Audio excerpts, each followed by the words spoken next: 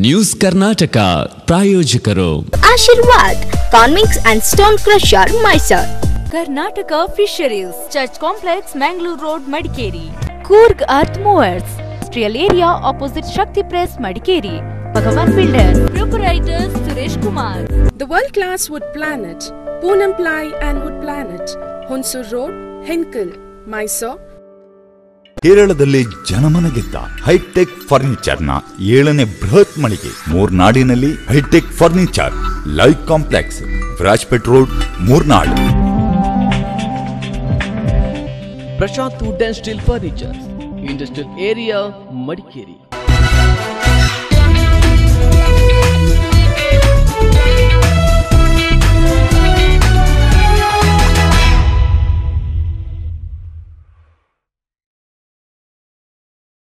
ನಮಸ್ಕಾರ, ನ್ಯೂಸ್ ಕರ್ನಾಟಕಕ್ಕೆ ಸ್ವಾಗತ. ಮೊದಲಿಗೆ ಹೆಡ್ಲೈನ್ಸ್. ಸದ್ಯಕ್ಕಿಲ್ವಂತೆ ಮಡಿಕೇರಿ ಸ್ಕ್ವೇರ್ ಪ್ರಾಜೆಕ್ಟ್ ತಡೆಗೋಡೆ ಪೂರ್ಣಗೊಂಡ್ರಷ್ಟೇ ಪ್ಲಾನ್ ಸ್ಟಾರ್ಟ್, ಇನ್ನಷ್ಟೇ ಬರಬೇಕಿದೆ ಸ್ಕ್ವೇರ್ ಕುರಿತ ವರ್ಕ್ ಅಲರ್ಟ್.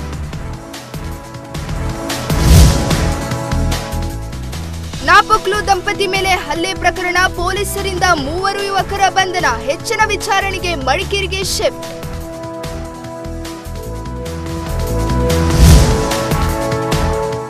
ಯೋಗಾಭ್ಯಾಸದತ್ತ ವೈದ್ಯರ ಚಿತ್ತ, ವೈದ್ಯರು ಆರೋಗ್ಯ ಸಹಾಯಕರಿಗೆ ಯೋಗ ಕ್ಲಾಸ್, ಜಿಲ್ಲಾ ಸರ್ವೇಕ್ಷಣಾ ಘಟಕದಿಂದ ಯೋಗ.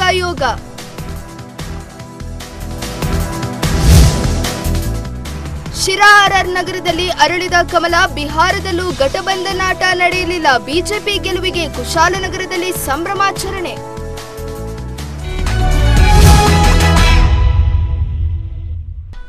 ಅದು ಬರೋಬ್ಬರಿ 4.4 ಕೋಟಿ ವೆಚ್ಚದ ಯೋಜನೆ. ಸಾರಾ ಮಹೇಶ್ ಉಸ್ತುವಾರಿ ಸಚಿವರಾಗಿದ್ದಾಗ ಆರಂಭಗೊಂಡ ಪ್ರಾಜೆಕ್ಟ್ ಇನ್ನೂ ಕೂಡ ಅಡಿಪಾಯದ ಹಂತದಲ್ಲೇ ಇದೆ. ಸಂಬಂಧಪಟ್ಟವರನ್ನ ವಿಚಾರಿಸಿದ್ರೆ ಮೊದಲು ರಿಟೇನಿಂಗ್ ವಾಲ್ ಕಾಮಗಾರಿ ಪೂರ್ಣಗೊಳ್ಳಲಿ, ಅನಂತರ ಅದರ ಬಗ್ಗೆ ಡಿಸಿ ಜೊತೆ ಚರ್ಚಿಸಲಾಗುವುದು ಅನ್ನೋ ಉತ್ತರ ಸಿಗುತ್ತೆ. ತಡೆಗೋಡೆ ಕಾಮಗಾರಿಗೆ ಸದ್ಯ ಮರುಜೀವ ಸಿಕ್ಕಂತಾಗಿದ್ದು, ಅದ್ಯಾವಾಗ ಪೂರ್ಣಗೊಂಡು ಈ ಯೋಜನೆಗೆ ಗ್ರೀನ್ ಸಿಗ್ನಲ್ ಸಿಗುತ್ತೋ ದೇವರೇ ಬಲ್ಲ. ಹಾಗಾದ್ರೆ ಅದ್ಯಾವ ಪ್ರಾಜೆಕ್ಟ್ ಅನ್ನೋದರ ಕಂಪ್ಲೀಟ್ ರಿಪೋರ್ಟ್ ಇಲ್ಲಿದೆ ನೋಡಿ. ಮಾತಿಗಷ್ಟೇ ಸೀಮಿತವಾಯಿತು ಮಡಿಕೇರಿ ಸ್ಕ್ವೇರ್, ಇನ್ನೂ ಫಿನಿಶ್ ಆಗಿಲ್ಲ ರಿಟೇನಿಂಗ್ ವಾಲ್. ಮಡಿಕೇರಿ ಸ್ಕ್ವೇರ್ ಈ ಕುರಿತ ಮಾತು ಬರೋಬ್ಬರಿ 3 ವರ್ಷದಿಂದ ಕೇಳ್ತಲೇ ಇದ್ದೇವೆ. ಆದ್ರೆ ಪ್ರಾಜೆಕ್ಟ್ ಇನ್ನೂ ಆರಂಭಗೊಳ್ಳಲೇ ಇಲ್ಲ. ಅದಕ್ಕೂ ಮುನ್ನ ಪಕ್ಕದಲ್ಲಿ ನಡೀತಿರೋ ತಡೆಗೋಡೆ ನಿರ್ಮಾಣ ಕಾರ್ಯ ಫಿನಿಶ್ ಆಗಬೇಕು. ರಿಟೇನಿಂಗ್ ವಾಲ್ ಬಗ್ಗೆ ಹೇಳೋದಾದ್ರೆ 2018ರಲ್ಲಿ ಪ್ರಕೃತಿ ವಿಕೋಪದಿಂದ ಹಳೆ ಖಾಸಗಿ ಬಸ್ ನಿಲ್ದಾಣದಲ್ಲಿ ಬರೆಕುಸಿತ ಉಂಟಾಗಿತ್ತು. ಆಗ ಈ ಪ್ರದೇಶದಲ್ಲಿ ಹಿರಿಯ ನಾಗರಿಕರೊಂದಿಗೆ ಪ್ರವಾಸಿಗರು ವಿರಮಿಸೋಕೆ ಅಂತ ಮಡಿಕೇರಿ ಸ್ಕ್ವೇರ್ ನಿರ್ಮಿಸುವ ಯೋಜನೆಗೆ ಆಗಿನ ಉಸ್ತುವಾರಿ ಸಚಿವರಾಗಿದ್ದ ಸಾರಾ ಮಹೇಶ್ ಗ್ರೀನ್ ಸಿಗ್ನಲ್ ಕೊಟ್ಟಿದ್ರು. ಯೋಜನೆಯ ಆರಂಭದಲ್ಲಿಯೇ ಪರವಿರೋಧಗಳು ವ್ಯಕ್ತವಾದರೂ ಈ ಜಾಗದಲ್ಲಿ ಆಧುನಿಕ ತಂತ್ರಜ್ಞಾನದೊಂದಿಗೆ ತಡೆಗೋಡೆ ನಿರ್ಮಿಸಿ ಪ್ರವಾಸಿಗರನ್ನು ಆಕರ್ಷಿಸೋಕೆ ಅಂತ ಸ್ಕ್ವೇರ್ ಯೋಜನೆ ರೂಪುಗೊಂಡಿತ್ತು.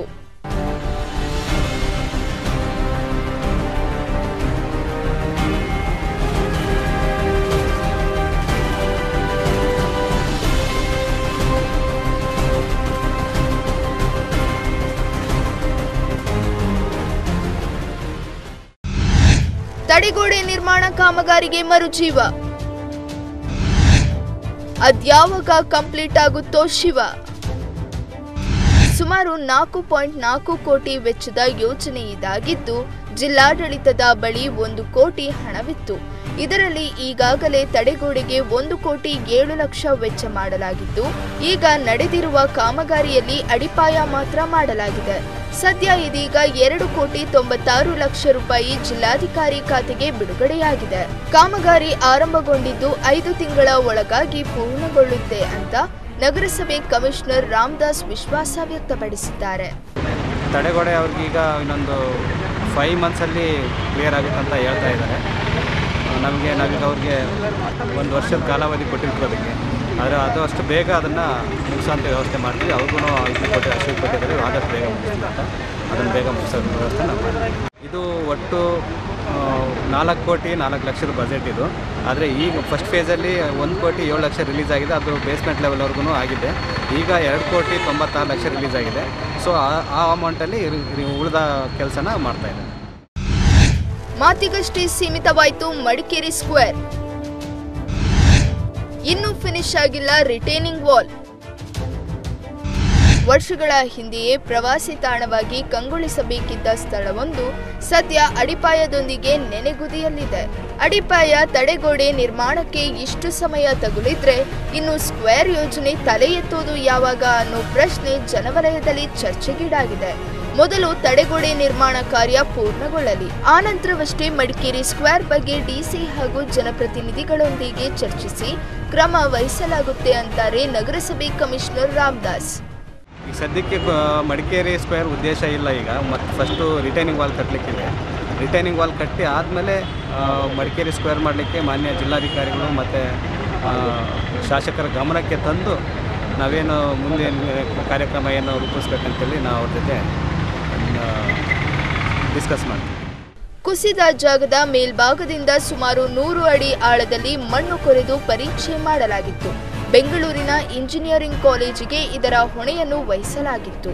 ಸೂಕ್ತ ವಿನ್ಯಾಸದೊಂದಿಗೆ ಪ್ರವಾಸಿಗರನ್ನು ಆಕರ್ಷಿಸುವ ರೀತಿಯಲ್ಲಿ ಸ್ಕ್ವೇರ್ ಯೋಜನೆ ನಿರ್ಮಿಸುವಂತೆ ಜಿಲ್ಲಾಧಿಕಾರಿಗಳು ಸಂಬಂಧಪಟ್ಟವರಿಗೆ ಸೂಚನೆ ಕೊಟ್ಟಿದ್ರು. ಆದರೆ ಮಳೆ, ಅನುದಾನದ ಕೊರತೆ ಸೇರಿದಂತೆ ನಾನಾ ಕಾರಣದಿಂದ ಅಡಿಪಾಯದೊಂದಿಗೆ ಯೋಜನೆ ನೆನೆಗುದಿಗೆ ಬಿದ್ದಿತ್ತು.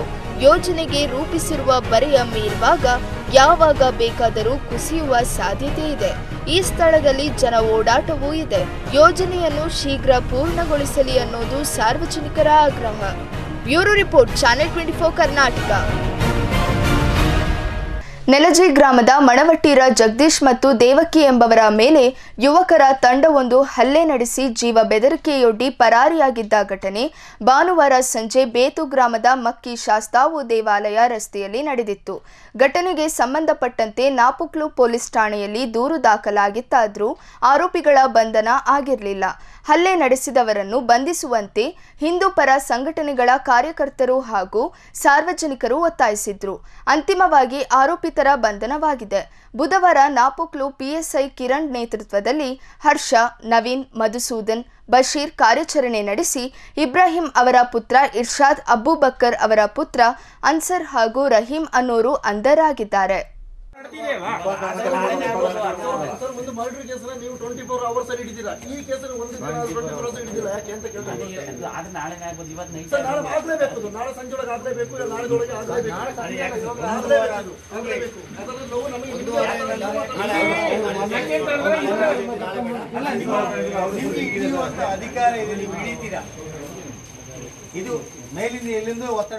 ನ್ಯೂಸ್ ಕರ್ನಾಟಕ ಮುಂದುವರಿಯುತ್ತೆ ಒಂದು ಸಣ್ಣ ಬ್ರೇಕ್ನ ನಂತರ.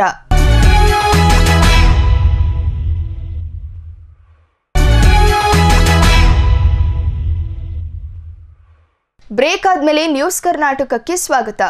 ಯೋಗ ಅನ್ನೋದು ಮನಸ್ಸು, ದೇಹ ಎರಡನ್ನೂ ಸುಸ್ಥಿತಿಯಲ್ಲಿಡುತ್ತೆ. ಇನ್ನು ಕೊರೋನಾ ಬಂದ ನಂತರ ಕೊರೋನಾ ವಾರಿಯರ್ಸ್ ಆಗಿ ದುಡಿಯುತ್ತಿರೋರು ಕುಗ್ಗಿ ಹೋಗಿದ್ದಾರೆ. ಬ್ಯುಸಿ ಡ್ಯೂಟಿ ನಡುವೆ ಒಂದಷ್ಟು ರಿಲ್ಯಾಕ್ಸ್ ನೀಡೋಕೆ ಆರೋಗ್ಯ ಇಲಾಖೆಯಿಂದ ಯೋಗ ತರಬೇತಿ ನೀಡಲಾಗ್ತಿದೆ. ಯಾರ್ಗೆ ಅಂತೀರಾ? ನೀವೇ ನೋಡಿ. ಕಳೆದ 9 ತಿಂಗಳಿನಿಂದ ಕೋವಿಡ್-19 ವೈರಸ್ ಸೋಂಕು ಮಹಾಮಾರಿಯಿಂದ ಇಡೀ ದೇಶ ತತ್ತರಿಸಿ ಹೋಗಿದೆ. ಕೊರೋನಾ ವಾರಿಯರ್ಗಳಲ್ಲಿ ವೈದ್ಯರು, ನರ್ಸ್ ಹಾಗೂ ಸಿಬ್ಬಂದಿ ಪ್ರಮುಖ ಪಾತ್ರ ವಹಿಸುತ್ತಿದ್ದಾರೆ. ಕಳೆದ 9 ತಿಂಗಳಿನಿಂದ ಕೊರೋನಾ ವಿರುದ್ಧ ಹೋರಾಡುತ್ತಿರುವ ವಿಶೇಷವಾಗಿ ಗ್ರಾಮೀಣ ಭಾಗದಲ್ಲಿರುವ ಆಸ್ಪತ್ರೆಯ ವೈದ್ಯರು, ನರ್ಸ್ ಹಾಗೂ ಸಿಬ್ಬಂದಿ ಮಾನಸಿಕ ಮತ್ತು ದೈಹಿಕವಾಗಿ ಕುಗ್ಗಿ ಹೋಗಿರುವ ಹಿನ್ನೆಲೆ ಆರೋಗ್ಯ ಇಲಾಖೆ ಸಿಬ್ಬಂದಿಗೆ ದಿನನಿತ್ಯದ ಜಂಜಾಟದ ದಣಿವು ನೀಗಿಸಲು ವ್ಯಾಯಾಮದ ಅಗತ್ಯತೆ ಇರುವ ನಿಟ್ಟಿನಲ್ಲಿ ಆರೋಗ್ಯ ಇಲಾಖೆಯ ಹೆಲ್ತ್ ಅಂಡ್ ವೆಲ್ನೆಸ್ ಸೆಂಟರ್ ಕಾರ್ಯಕ್ರಮದ ಅಡಿಯಲ್ಲಿ ಗ್ರಾಮೀಣ ಭಾಗದ ಪ್ರಾಥಮಿಕ ಆರೋಗ್ಯ ಕೇಂದ್ರದ ವೈದ್ಯರು, ಆರೋಗ್ಯ ಸಹಾಯಕಿಯರು ಮತ್ತು ಆಸ್ಪತ್ರೆ ಸಿಬ್ಬಂದಿಗಳಿಗೆ ಯೋಗ ಅಭ್ಯಾಸ ಮಾಡಲು ಸೂಚನೆ ನೀಡಿದೆ. ಕೊಡಗು ಜಿಲ್ಲಾ ಸರ್ವೇಕ್ಷಣಾ ಘಟಕ NPCDCS ಕಾರ್ಯಕ್ರಮದ ಅಡಿಯಲ್ಲಿ ಸೋಮವಾರಪೇಟೆ ತಾಲೂಕಿನ ಗ್ರಾಮೀಣ ಭಾಗದ ಪ್ರಾಥಮಿಕ ಆರೋಗ್ಯ ಕೇಂದ್ರದ ವೈದ್ಯರು, ನರ್ಸ್, ಗ್ರಾಮೀಣ ಆರೋಗ್ಯ ಸಹಾಯಕಿಯರು ಮತ್ತು ಸಿಬ್ಬಂದಿಗಳಿಗೆ ಪ್ರತಿ ತಿಂಗಳ 20 ದಿನ ಸಂಜೆ 4:30 ರಿಂದ 5:30 20ವರೆಗೆ ಯೋಗ ತರಬೇತಿ ಪಡೆಯಲು ಆದೇಶ ನೀಡಿದ್ದು, ಅದೇ ಪ್ರಕಾರದಂತೆ ಆರೋಗ್ಯ ಇಲಾಖೆ ಯೋಗ ತರಬೇತುದಾರ ಆಸ್ಪತ್ರೆ ಸಿಬ್ಬಂದಿಗೆ ಯೋಗ ತರಬೇತಿ ನೀಡಲು ನಿಯೋಜನೆ ಮಾಡಿದೆ. ನಾವು ಯೋಗ ತರಬೇತುದಾರರಾಗಿ ಆಯ್ಕೆಯಾಗಿದ್ದು ಆಲೂರು ಸಿದ್ದಾಪುರ ಪ್ರಾಥಮಿಕ ಆರೋಗ್ಯ ಕೇಂದ್ರದಲ್ಲಿ ಪ್ರಸ್ತುತ ಯೋಗ ತರಬೇತಿಯನ್ನು ನೀಡ್ತಾ ಇದ್ದೇವೆ. ಇಲ್ಲಿ ಸಿಸ್ಟರ್ಸ್ಗಳು, ಮೇಡಮ್ ಮತ್ತು ಎಲ್ಲರೂ ಆಫೀಸ್ ಸ್ಟಾಫ್ಗಳು ಉತ್ತಮ ರೀತಿಯಲ್ಲಿ ನಮಗೆ ಸಹಕಾರ ನೀಡ್ತಿದ್ದಾರೆ. ಇಂದಿನ ಈ ಸಂದರ್ಭದಲ್ಲಿ ಕೊರೋನಾದಿಂದಾಗಿ ಬಹಳಷ್ಟು ತೊಂದರೆಗಳು ಜನರಿಗೆ ಆಗ್ತಾಯಿದೆ. ಆ ಸಂದರ್ಭದಲ್ಲಿ ಮಾನಸಿಕ ನೆಮ್ಮದಿ ಬೇಕಂದರೆ ನಾವು ಯೋಗದ ಮೊರೆ ಹೋಗೋದು ಬಹಳ ಅವಶ್ಯಕವಾಗಿದೆ. ಆ ದೃಷ್ಟಿಯಲ್ಲಿ ಸರ್ಕಾರ ಈ ಒಂದು ಯೋಗವನ್ನು ಈ ವಾಲಂಟಿಯರ್ಸ್ಗಳಿಗೆ, ಕಾರ್ಯಕರ್ತರಿಗೆ ನೀಡುವ ಮೂಲಕ ಅವರಲ್ಲಿ ಆತ್ಮವಿಶ್ವಾಸ ತುಂಬಿ ಉತ್ತಮ ರೀತಿಯ ಒಂದು ಬೆಳವಣಿಗೆಗೆ ಸಹಕಾರಿಯಾಗುತ್ತೆ. ಸೋಮವಾರಪೇಟೆ ತಾಲೂಕಿನಲ್ಲಿ ಮೊದಲಿಗೆ ಮತ್ತು ಪ್ರಾಯೋಗಿಕವಾಗಿ ಆಲೂರು ಸಿದ್ದಾಪುರ ಪ್ರಾಥಮಿಕ ಆರೋಗ್ಯ ಕೇಂದ್ರದಲ್ಲಿ ಆಸ್ಪತ್ರೆ ಸಿಬ್ಬಂದಿ ಪ್ರತಿದಿನ ಸಂಜೆ ಯೋಗ ತರಬೇತಿಯಲ್ಲಿ ಯೋಗ ಅಭ್ಯಾಸ ನಡೆಸುತ್ತಿದ್ದಾರೆ. ಪ್ರಾಥಮಿಕ ಆರೋಗ್ಯ ಕೇಂದ್ರದ ಆಡಳಿತ ವೈದ್ಯಾಧಿಕಾರಿ ಮೊದಲುಗೊಂಡು ಆಸ್ಪತ್ರೆ ನರ್ಸ್ಗಳು, ಗ್ರಾಮೀಣ ಆರೋಗ್ಯ ಸಹಾಯಕಿಯರು, ಆಸ್ಪತ್ರೆ ಇತರೆ ಸಿಬ್ಬಂದಿ ಸೇರಿದಂತೆ 15 ಮಂದಿ ಆಸ್ಪತ್ರೆ ಸಿಬ್ಬಂದಿ ಆಸ್ಪತ್ರೆ ಹಿಂಭಾಗದ ಪ್ರಶಾಂತ ವಾತಾವರಣದಲ್ಲಿ ಸಂಜೆ 4:30ರಿಂದ 5:30ರವರೆಗೆ ಯೋಗ ತರಬೇತಿಯಲ್ಲಿ ಅಭ್ಯಾಸ ನಡೆಸುತ್ತಿದ್ದಾರೆ. ಆರೋಗ್ಯ ಇಲಾಖೆ ನಿಯೋಜಿಸಿದ ಕೂಡಿಗೆಯ ಯೋಗ ತರಬೇತುದಾರರೊಬ್ಬರು ಆಸ್ಪತ್ರೆ ಸಿಬ್ಬಂದಿಗೆ ಯೋಗ ತರಬೇತಿ ನೀಡುತ್ತಿದ್ದಾರೆ. ಯೋಗ ಪ್ರಕಾರಗಳಲ್ಲಿ ಒಂದಾದ ಪ್ರಾಣಾಯಾಮ ಸೇರಿದಂತೆ ಯೋಗ, ಧ್ಯಾನ ಪ್ರಕಾರಗಳ ಬಗ್ಗೆ ಸಿಬ್ಬಂದಿಗಳಿಗೆ ತರಬೇತಿ ನೀಡುತ್ತಿದ್ದಾರೆ.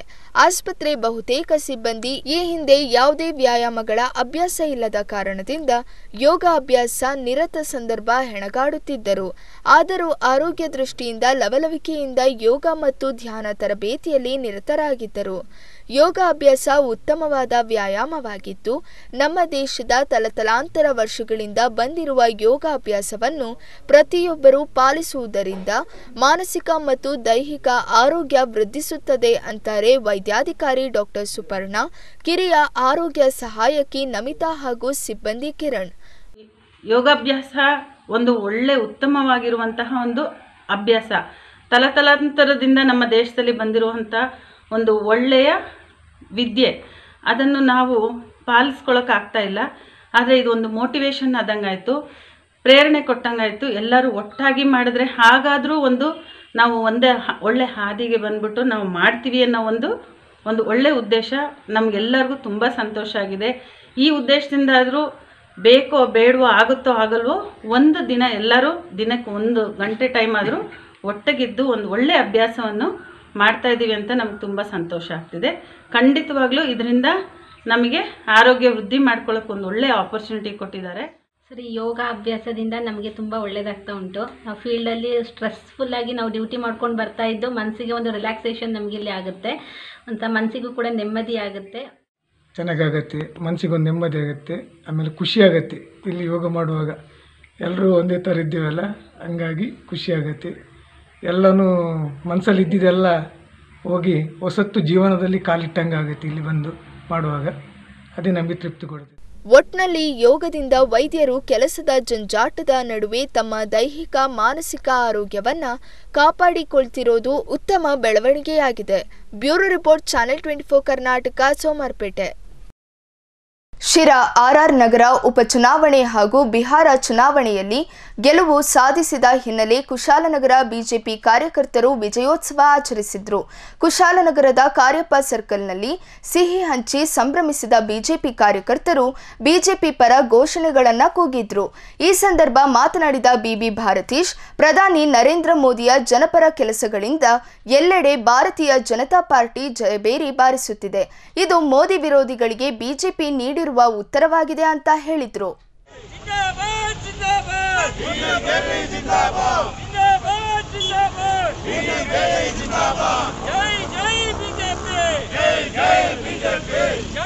ಇಡೀ ದೇಶದಲ್ಲಿ ಏನು ಉಪಚುನಾವಣೆ ಇರ್ಬೋದು ಅಥವಾ ಬಿಹಾರ ಚುನಾವಣೆಯಲ್ಲಿ ಇರ್ಬೋದು ಮುಂಚೂಣಿಯಲ್ಲಿದೆ.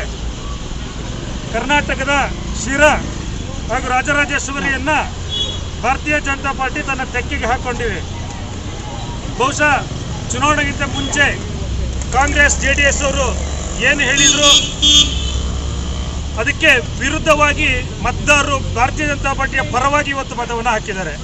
ಅಂದರೆ ರಾಜ್ಯದಲ್ಲಿ ಯಡಿಯೂರಪ್ಪನವರ ಸರ್ಕಾರದ ಸಾಧನೆ, ಕೆಲಸ ಕಾರ್ಯಗಳು, ಹಾಗೆಯೇ ದೇಶದಲ್ಲಿ ನರೇಂದ್ರ ಮೋದಿಯ ಕೆಲಸ ಕಾರ್ಯಗಳು, ವಿದೇಶಾಂಗ ನೀತಿ ಇರ್ಬೋದು, ಆಂತರಿಕ ಭದ್ರತೆ ವಿಚಾರದಲ್ಲಿರ್ಬೋದು, ಅಭಿವೃದ್ಧಿಯ ಹಿನ್ನೆಲೆಯಲ್ಲಿರ್ಬೋದು, ಇವತ್ತು ಭಾರತೀಯ ಜನತಾ ಪಾರ್ಟಿ ಒಂದು ಉತ್ತಮವಾದ ಸರ್ಕಾರವನ್ನು ದೇಶದಲ್ಲಿ ಕೊಡ್ತಾ ಇದೆ ಅಂತ ಹೇಳೋದಕ್ಕೆ ಇವತ್ತಿನ ಚುನಾವಣೆಯ ಫಲಿತಾಂಶ ನಮಗೆಲ್ಲರಿಗೂ ಪ್ರೇರಣೆ ಕೊಟ್ಟಂಥದ್ದಾಗಿದೆ. ಬಿಹಾರ ಇರ್ಬೋದು, ಉತ್ತರ ಪ್ರದೇಶ ಇರ್ಬೋದು, ಮಧ್ಯಪ್ರದೇಶ ಇರ್ಬೋದು, ಎಲ್ಲ ಕಡೆಯೂ ಬೈ ಎಲೆಕ್ಷನ್ಗಳಲ್ಲಿ ಭಾರತೀಯ ಜನತಾ ಪಾರ್ಟಿ ರಾರಾಜಿಸ್ತಾ ಇದೆ. ಇದು ನಮ್ಮ ವಿರೋಧಿಗಳಿಗೆ ತಕ್ಕ ಉತ್ತರ, ಮೋದಿಯನ್ನು ಟೀಕೆ ಮಾಡುವಂಥವರಿಗೆ ತಕ್ಕವಾದ ಉತ್ತರ ಅಂತ ಹೇಳಿದರೆ ತಪ್ಪಾಗಲಿಕ್ಕಿಲ್ಲ. ಈ 2 ಚುನಾವಣೆಗಳಿಂದಾಗಿ ಭಾರತೀಯ ಜನತಾ ಪಾರ್ಟಿಯ ನಮ್ಮೆಲ್ಲರ ನಾಯಕರುಗಳ ಮತ್ತು ಕಾರ್ಯಕರ್ತರ ಜವಾಬ್ದಾರಿ ಹೆಚ್ಚಾಗಿದೆ. ಜನ ಭಾರತೀಯ ಜನತಾ ಪಾರ್ಟಿಯನ್ನು ಬಯಸ್ತಾ ಇದ್ದಾರೆ. ನಮ್ಮ ಕೆಲಸ ಕಾರ್ಯಗಳ ಬಗ್ಗೆ ಗಮನವಿಟ್ಟು ಸೂಕ್ಷ್ಮವಾಗಿ ಅವಲೋಕನ ಮಾಡಿ ಇವತ್ತು ಮತವನ್ನು ಹಾಕಿದ್ದಾರೆ. ಎಲ್ಲಿ ಭಾಜಪ ಗೆಲ್ಲೋದಿಲ್ಲ ಅಂತ ಹೇಳ್ತಿದ್ರು ಅಲ್ಲೆಲ್ಲ ಭಾರತೀಯ ಜನತಾ ಪಾರ್ಟಿ ಗೆಲ್ತಾ ಇದೆ. ಇದು ಭವಿಷ್ಯದಲ್ಲಿ ಇಡೀ ದೇಶ ಅಲ್ಲ, ಇಡೀ ಎಲ್ಲ ಕಡೆಯೂ ಸಮೇತ ಭಾರತೀಯ ಜನತಾ ಪಾರ್ಟಿಯೇ ಮುಂದಿನ ದಿವಸಗಳಲ್ಲಿ ಆಡಳಿತ ಮಾಡ್ತದೆ ಅಂತ ಹೇಳೋದಕ್ಕೆ ಇದೊಂದು ಉದಾಹರಣೆ ಅಂತ ಹೇಳಿದ್ರೆ ತಪ್ಪಾಗಲಿಕ್ಕಿಲ್ಲ. ಹಾಗಾಗಿ ಈ ಚುನಾವಣೆಯನ್ನು ನಾವು ಅತ್ಯಂತ ಸಂತೋಷದ ಸ್ವೀಕಾರ ಮಾಡಿ ಇವತ್ತು ಜಯಶೀಲರಾಗಿದ್ದೇವೆ. ಆ ಜಯಶೀಲರಾದ ಎಲ್ಲ ಅಭ್ಯರ್ಥಿಗಳಿಗೆ ಧನ್ಯವಾದ ಹೇಳ್ತೀವಿ. ಹಾಗೆಯೇ ರಾಜ್ಯದ ಎಲ್ಲ ನಾಯಕರಿಗೆ, ಸನ್ಮಾನ್ಯ ಮುಖ್ಯಮಂತ್ರಿ ಯಡಿಯೂರಪ್ಪನವರಿಗೆ, ರಾಜ್ಯಾಧ್ಯಕ್ಷರಾದ ನಳಿನ್ ಕುಮಾರ್ ಅವರಿಗೆ ಹಾಗೂ ಅವರೆಲ್ಲ ತಂಡಕ್ಕೆ ನಾವು ಈ ಸಂದರ್ಭದಲ್ಲಿ ಧನ್ಯವಾದ ಹೇಳಲಿಕ್ಕೆ ಇಚ್ಛೆಪಡ್ತೀವಿ. ನ್ಯೂಸ್ ಕರ್ನಾಟಕದಲ್ಲಿ ಇನ್ನಷ್ಟು ಸುದ್ದಿಗಳಿವೆ. ಅದಕ್ಕೂ ಮೊದಲು ಒಂದು ವಿರಾಮ.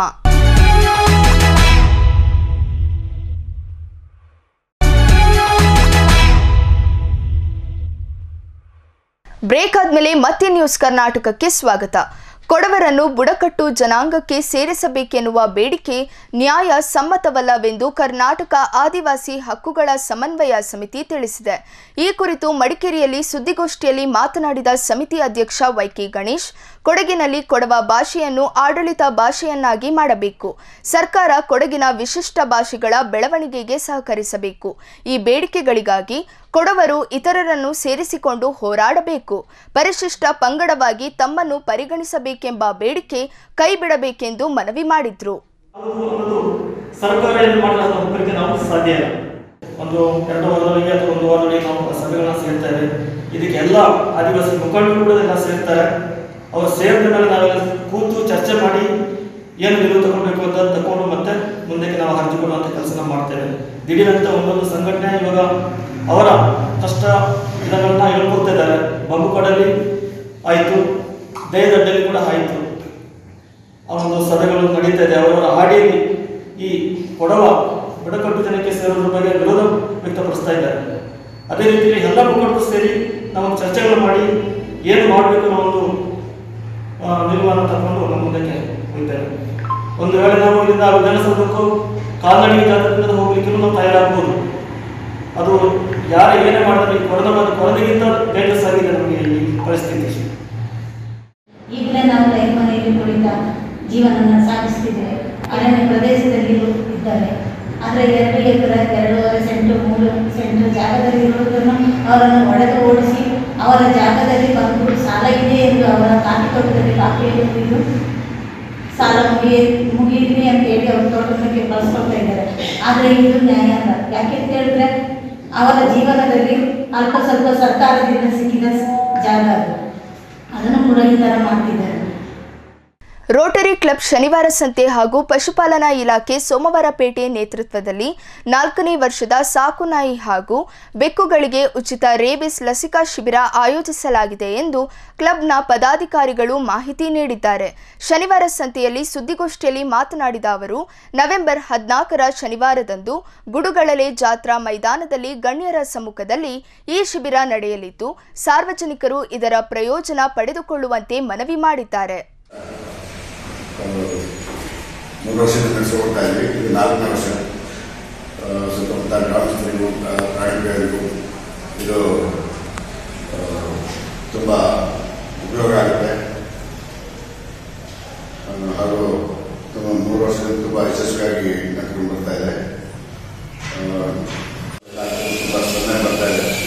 ಹಾಗಾಗಿ ಸ್ಟಾರ್ಟಿಂಗಿನಲ್ಲಿ ಸ್ವಲ್ಪ 150 ಇತ್ತು. ಈ ಲಾಸ್ಟ್ ಇಯರ್ ಒಂದು 500 ಇವತ್ತಿಂದ ಜಾಸ್ತಿ ಆಗೋದು ಮಾಡಿದ್ರು.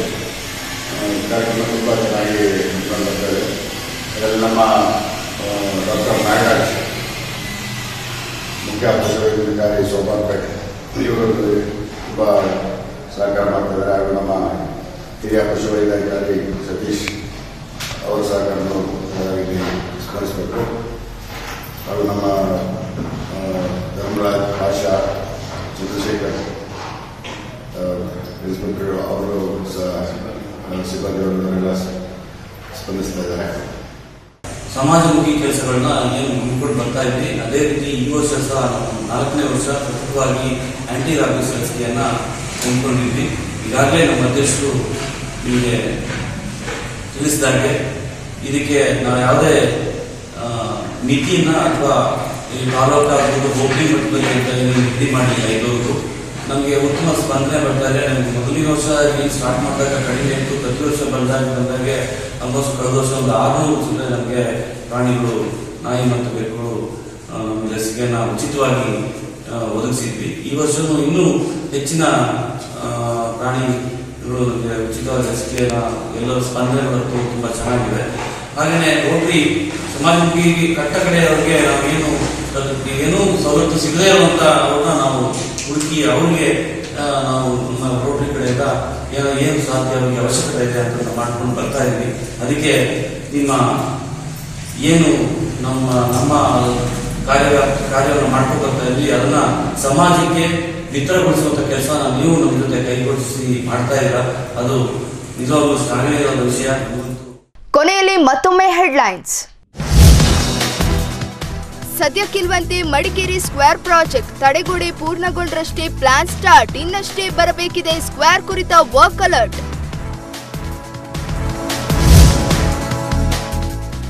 ನಾಪಕ್ಲು ದಂಪತಿ ಮೇಲೆ ಹಲ್ಲೆ ಪ್ರಕರಣ, ಪೊಲೀಸರಿಂದ 3 ಯುವಕರ ಬಂಧನ, ಹೆಚ್ಚಿನ ವಿಚಾರಣೆಗೆ ಮಡಿಕೇರಿಗೆ ಶಿಫ್ಟ್.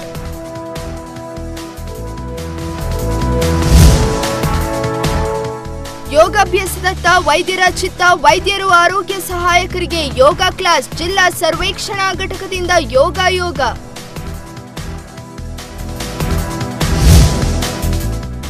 ಶಿರಾ ಆರ್ಆರ್ ನಗರದಲ್ಲಿ ಅರಳಿದ ಕಮಲ, ಬಿಹಾರದಲ್ಲೂ ಘಟಬಂಧನಾಟ ನಡೆಯಲಿಲ್ಲ, ಬಿಜೆಪಿ ಗೆಲುವಿಗೆ ಕುಶಾಲನಗರದಲ್ಲಿ ಸಂಭ್ರಮಾಚರಣೆ.